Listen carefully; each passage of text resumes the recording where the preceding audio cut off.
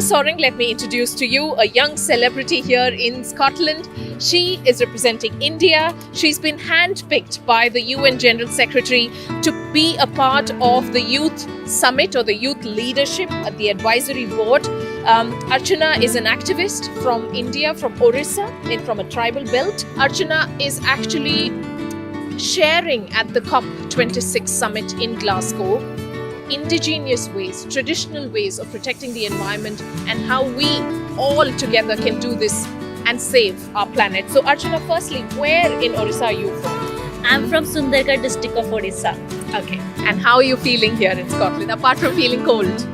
I'm feeling really happy to be here because for me it's really very important to be here, and as a young Indigenous woman, I think it's a lot of struggle and hardship to be here reaching the decision making spaces, and I feel so happy here to be in these spaces. And for me, climate action is reclaiming spaces for Indigenous people, and that makes me really proud to represent my community and country here.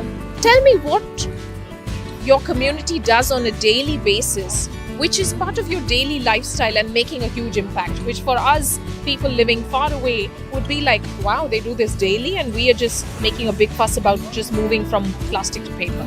Yeah. So like for example, for me, the moment we wake up, so we have been using the toothpicks of the trees as brush, and which we call in our place datun. So I think this is an alternative to the plastic toothbrush, which we now see is a major problem in terms of plastic pollution.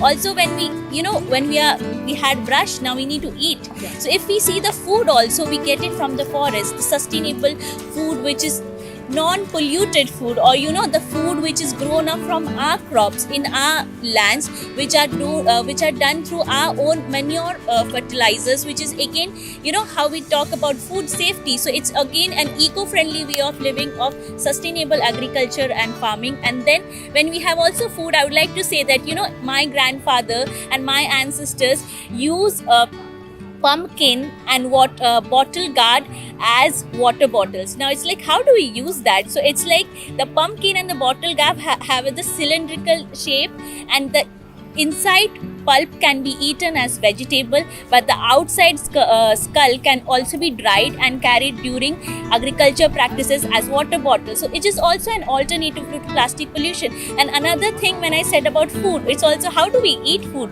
We make plates. So we have been engaging in making leaf plates, leaf cutlery, and which we see it's not only in Odisha, India, but also across all the tribal belts. We have seen that how Indigenous women are collecting leaf plates and are making leaf plates, which is an very important and one of the ways of plastic alternatives. Along with that, it's not only plastic pollution, but we Indigenous communities on daily basis go to forest, see whether any outsiders are coming to the forest to harm the forest. So we also call practices like Thenga Pali. We take Thenga and Pali.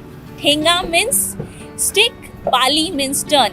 So there have been many practices in my tribe, in other tribes, where women are leading these practices. Now, how does the Thenga Pali work? So it's like early morning, women are waking up and taking the Thenga, the stick, and going to the forest and patrolling it. And when they come back in the evening, they keep that stick in front of the other house. So in this way, the rotation of Thenga is happening in the villages, and this way the women are doing leadership. And they have been doing it on regular practices. Thank you very much for being who you are. We're so proud of you, Archana.